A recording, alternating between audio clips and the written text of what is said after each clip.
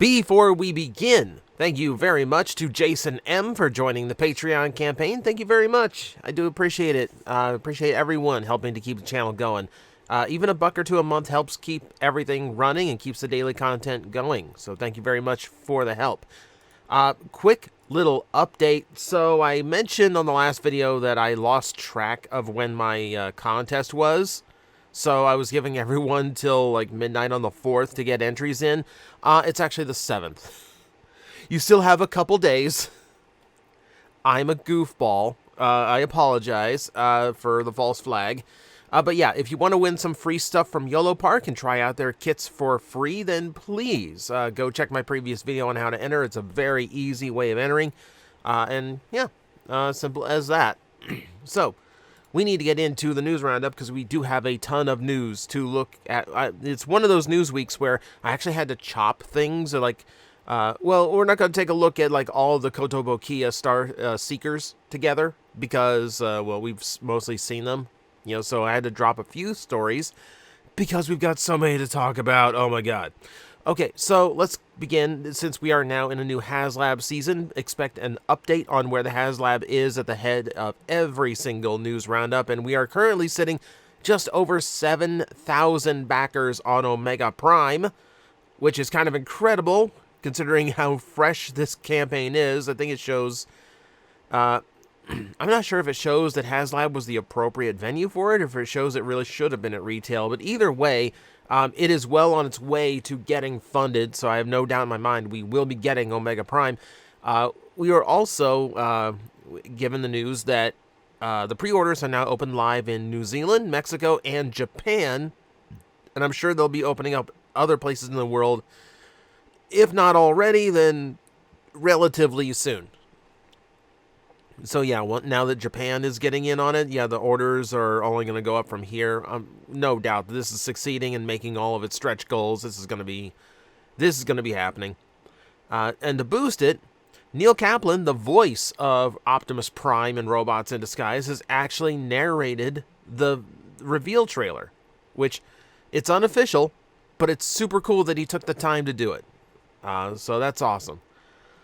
All right, now let's get into some actual toy news. So for starters, Takara told me announced their 40th anniversary Our Origin campaign, which I thought was going to come with some more exciting things than it did. Originally, when this first dropped, I thought, oh, Takara's rolling out their 40th anniversary stuff. This is going to be a whole news video. This is going to be a whole video just by itself, right? Not necessarily. So for the celebration, they are posting episodes of G1 and Beast Wars 2. Odd choice of Beast Wars. Well, the original because it's the original, but no, like Beast Wars 2 is just a really random pull. It's a really random pull. But they will be posting episodes of G1 and Beast Wars 2 on their own YouTube channel. Free to watch, and I've watched episode 1 in Japanese now, so it is something that can absolutely be watched internationally. It's not region locked. They are up for a limited time.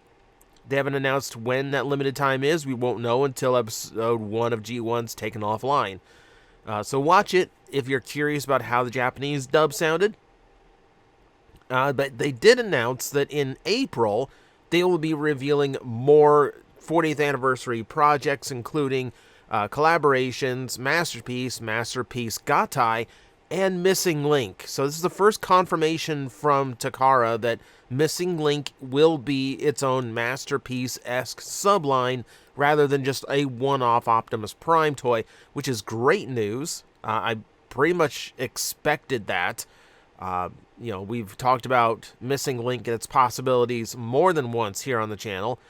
Not a surprise that Takara is going to be doing more, so, you know, we got to wait a couple months to find out what it's going to be, and to find out what this year's masterpieces are going to be, but if it's going to be for the 40th anniversary, I can't imagine Takara is going to just drop duds on us, like, oh, well, here's another repainted train bot. No, it's got to be something good. It's got to be something good. So, that's pretty much all there is to it. I was really thinking we'd have way more to talk about, but, yeah. It's mostly just YouTube uploads and an announcement that announcements will be made. That's about it. Let's look at new toys that have been getting revealed and leaked and in reviewers' hands, etc. So, Gears is officially in reviewers' hands, and Gears looking good. I originally thought Hasbro would take the easy way out and retool him from Brawn, but as you can see, like, not a single part shared between the two, completely fresh mold, which is great to see. I did not expect Gears to get that kind of attention, but here we are. Yeah, and you can see he's maybe a little bit shorter than some of the deluxe mini-bots that we've been getting. Not quite to Bumblebee level, but then again, Bumblebee's always the smallest, so that's no surprise. I mean, compared to the other mini-bots, he scales well. It's still weird that he is so much... it's still weird to see mini-bots at deluxe size, I'm not going to lie. Because it really does get weird about their scale does get kind of weird. Does a good job of getting animation accurate as much as possible with some, engineering limitations built in. But it does look really, really good. There's the inside of his chest to match the scene from the show. His one episode from G1, changing gears appropriately enough. Yeah, he's just a nice-looking bot all around. I'm actually kind of eager to get my hands on it, and now I'm kind of wondering, okay, we need a deluxe wheelie, as scary as that prospect is, and we need a Power Glide. Where's Power Glide in all of this mini-bot revival? Yeah. So, of course, I'm expecting Swerve. I'm expecting, I'm expecting well, we know we're going to get the G1 GoBot repaint. So... big things on the horizon for Gears. This looks good. This looks really good. Also got our first look at our next Rocklord-esque armorizer, and it is Shard. So, me and friends at TFCon Orlando were kind of sitting around late one night joking about what other armorizers they could do, and I think one of the things we came up with was helicopter, because how ridiculous would a stone helicopter be? They're doing it. They are actually doing it. Shard looks cool, though. Shard actually looks really, really cool. I mean, if I mentioned it in my review yesterday, but, if you want to get to my heart, multi-tone green and black. This is gorgeous. This is the color scheme I wish was on, the first armorizer. Because they originally planned it to be green, and they went, no, stone gray. Boring. Let's make our first one look as dull and monochrome as possible. This looks cool. I really like the armorizers. I think they have a lot of character and uniqueness to them. I mean, they're stone vehicles. Of course they have uniqueness. I just really like how they look. I really like the aesthetic they went for. I'm eager to pick this one up. This one I'm hotly anticipating. All right. We also got our first look at Deluxe Legacy United Chromia. Now, this was originally kind of suspect because, they decided to take the photo of the toy in their paint booth. So a lot of people at first were crying custom. It's not a custom. I've seen someone else with photos of this now. I think we were hoping it was a custom because it's not a great Chromia. I mean, it's an obvious retool of the animated Prowl that was done in Legacy. It's just not impressive looking. And really, it's not any Chromia that I am familiar with. I mean, I've checked it against the Cyberverse and the IDW versions. It ain't those. It ain't those. It really just feels like we haven't done Chromia in a while. We've got this motorcycle mold. Let's just make a random Chromia. Okay, fine. I guess that's the old school way of doing retools. Just cram a character in haphazardly. But man, it's disappointing. It's disappointing that the same line that gave us a really good Cyberverse Windblade couldn't give us a good Cyberverse Chromia while they were at it. But is what it is. Buy it if you like it. Don't buy it if you don't. That's the kind of mentality I'm trying to take with a lot of stuff these days. Just, it's not for me. It's not for me. I'm likely skipping it. I've got the Generations Chromia. I think I'm happy with that one. We got new looks at Gamers Edition Sideswipe. Now, we've already taken a good look at this one, but this one actually shows us the behind. It also shows us the fact that, yes, he can hold a gun normally. The peg is there on the gun, so if you want to replace the arm, you can do that. If you wanted him to actually hold it traditionally, he can do that. So the oversight's been corrected. It still looks fine to me.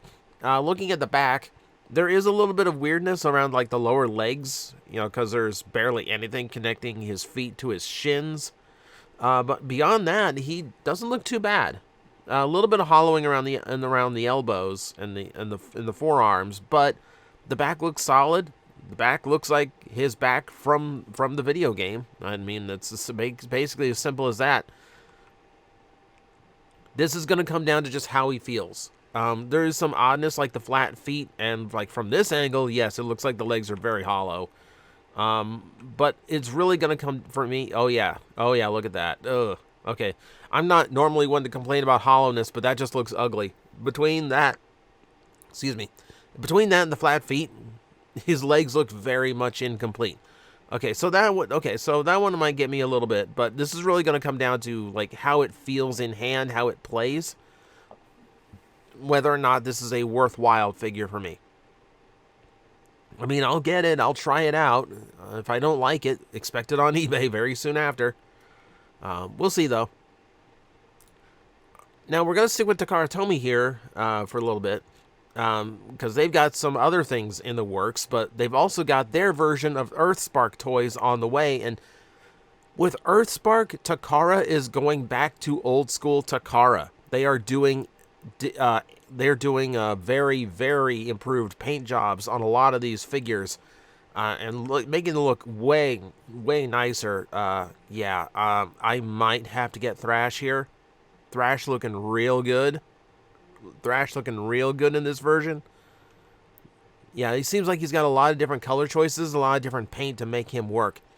Even the repaint from Cyberverse.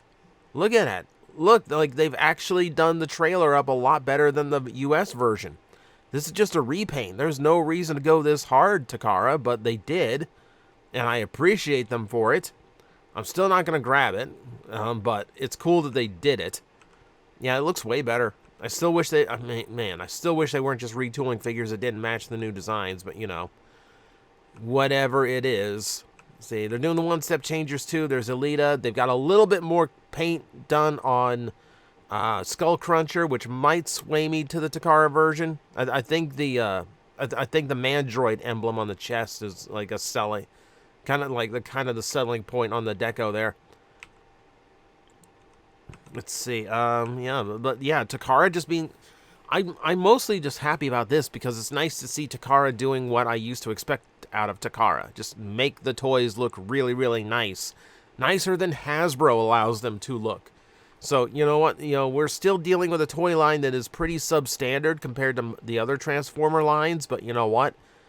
At least Takara shows they are capable of looking a lot nicer than Hasbro makes them. So, it's nice that they are doing... what they can. It's nice that they are working with what they got.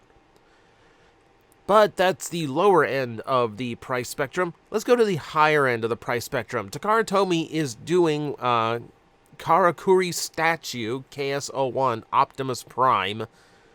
And this is fascinating. You need a video to really appreciate this. So the idea is that this is a statue that can auto-convert with the push of a button. So in the vehicle mode, you just, you hit the button on the stand and it all unfolds into the robot mode you see there. You know, not RoboSend level of complexity, but he gets the job done and it looks good. He's got the light up eyes and the light up matrix, which is nice. He looks good all the way around. It's really well decoed. Like I said, you really need to see this in motion, the promotional video, to really appreciate the trick going on here. Yeah, you can even see where the toy slides forward so that it's centered on the display base, whether it's in vehicle mode or in robot mode, which is a really neat touch. That's a really cool touch. It cannot be removed. It cannot be removed from the stand, and it cannot change the pose. It really just exists to be a statue that has an automorph gimmick to it. And you know what? That's fine. You know, as for someone who just wants a prime display piece, just like one button, watch it transform, that's a neat trick. That's a neat trick for just a display piece. Do we have a price on this? I don't think I see a price on this. Available summer 2024 in Japan, released next year. Yeah, no price yet. Probably going to be expensive with all those electronics and servos working.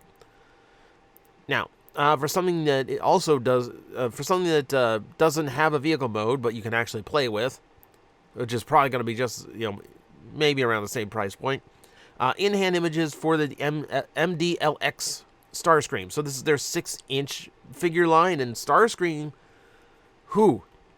that's detail. That's a lot of detail. I'm looking at my Optimus from this line to see, and they went ham on Starscream. There's a way, way more tech greeble sculpted into him than there was on the previous figures I've seen. He looks cool, and I've had these in hand, and they do the figures themselves are very, very nice, very smooth articulation, very, very good. I think this is just too busy. I think this is just way too busy. I think a lot gets lost in just how much detail they crammed into it.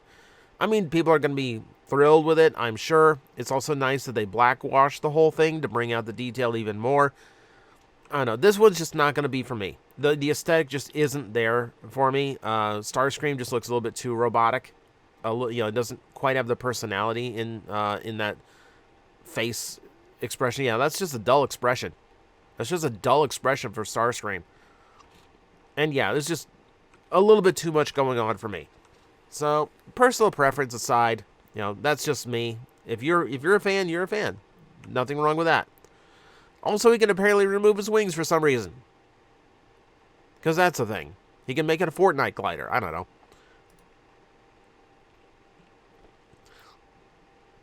Excuse me. So after seeing the listings, we now actually can see the McFarlane page punchers, including one comic book as well as 2 miniature figurines.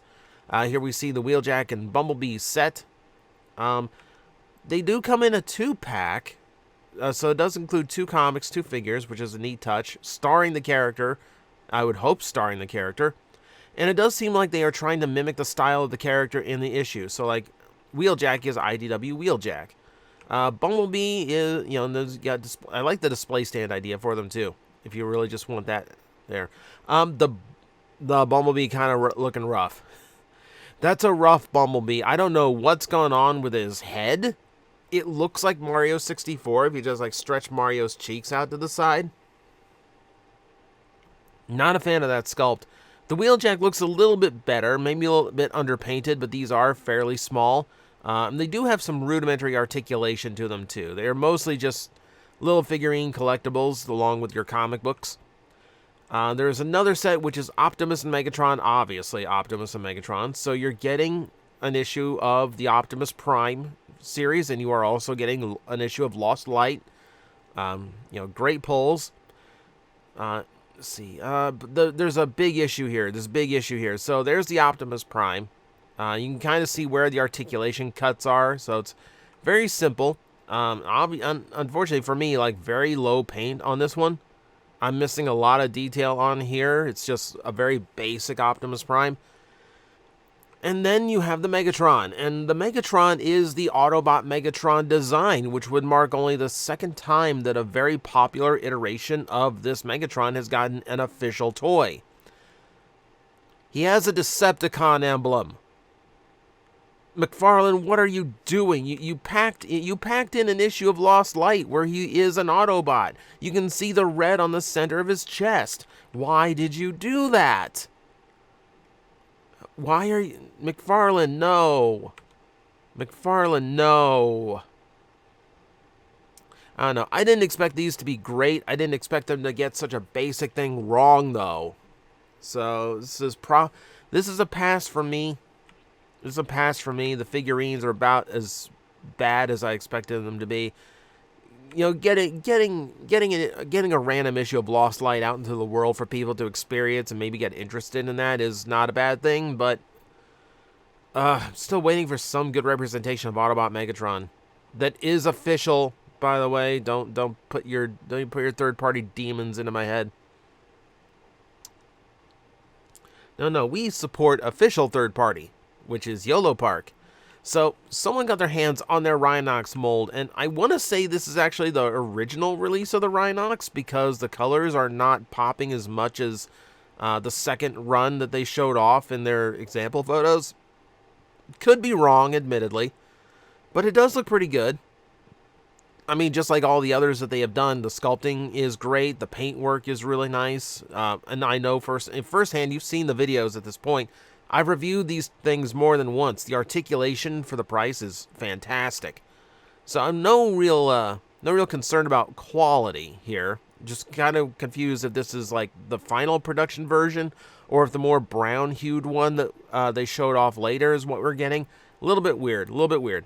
He does also come with some accessory parts for Optimus Prime. So Optimus gets his arm cannon, gets his axe, gets his swords, etc. So if you're just collecting all of these to have the cast, you can actually get your Rhinox to complete your Optimus Prime. You know, so yeah, and there they are showing off Prime with all of his new fancy weapons, which is it's a nice bonus. It's a nice thing to help incentivize Rhinox. See, look at him there with like the gunmetal. That makes the silver around the head pop so much better. I don't know. Now I'm really confused which version we're getting as a final release. I will say it looks better than the Studio Series. All right. So, the Nuremberg Toy Fair's gone on, and we knew we were going to get some looks at some new things. This is pretty minor, but these things are kind of cute, so it's nice to see that they are continuing. So these are Blockies Transformers. And they showed off Wave 2, these little like small-scale blocky figurine Transformer characters. We're getting a Grimlock. He's got a little bit more black to his torso than he normally gets, but he doesn't look too bad. A Nemesis Prime, or not a Nemesis, a Shattered Glass Optimus Prime also shown off.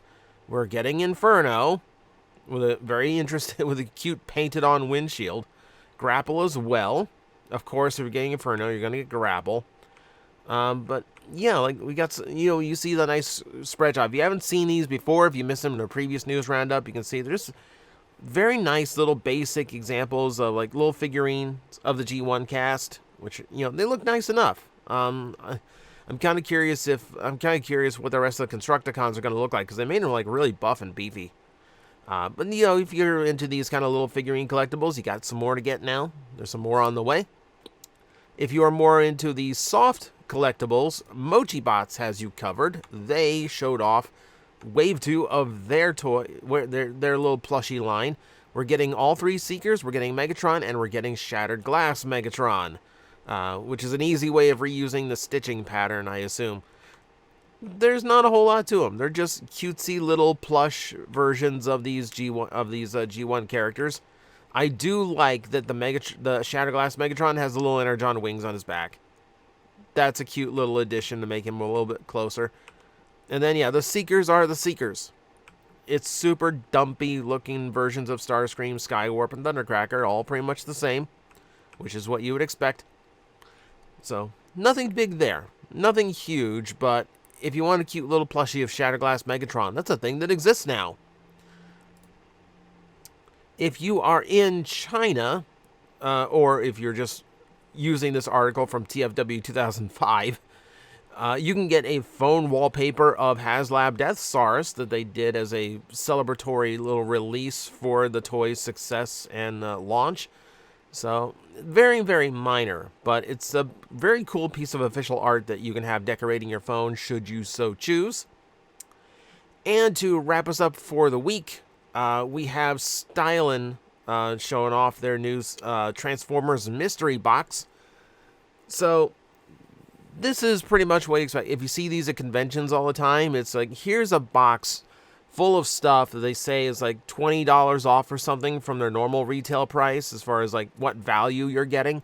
And it's just a whole bunch of mystery items. Now, every box has the same set of items. So if you see someone unbox one of these, you're going to know exactly what you're getting. Else, you know exactly what you're going to get. Flat rate shipping, $66, so you're looking at over $70 plus tax, whatever. I've looked at the box openings for a few of these that are on YouTube. because I was actually thinking of getting one and just making a video out of opening it up, and it's crap. I mean, my God, does it look awful? Stylin's never going to sponsor this channel, so I'm just going to say whatever I want here and burn this bridge before anyone can build it. This thing looks terrible. These things look terrible. I saw the previous one they did for Transformers, and you're getting like a belt, a lanyard. Other ones had things like coasters and koozies, and like if you give me a drink koozie, why am I using a coaster? It's bad. It's cheap tat that you could get for like $5 anywhere off of Etsy. It's nothing. I don't believe them when they say, like, if they say this is like $20 off retail value. No, I never saw. Of all the ones I looked into G.I. Joe ones, I looked into Power Ranger ones, I looked into Transformer one they did before. I didn't see $86 in value in any of those boxes. It's just random junk. Just random junk. I'm going to advise against getting these unless you really, really want that lanyard. And with that, we are at the end of News Roundup. Like I said, a lot to discuss this week. I tried to go through some of it fast. We're still like closing in on 30 minutes. So thank you for listening to a longer News Roundup than usual. But I hope you enjoyed. I hope you are caught up on your news for the week. So as always, thank you very much for watching. Thank you very much for the support. It keeps the channel and me alive, so it's always appreciated. And as always, I will see you next time.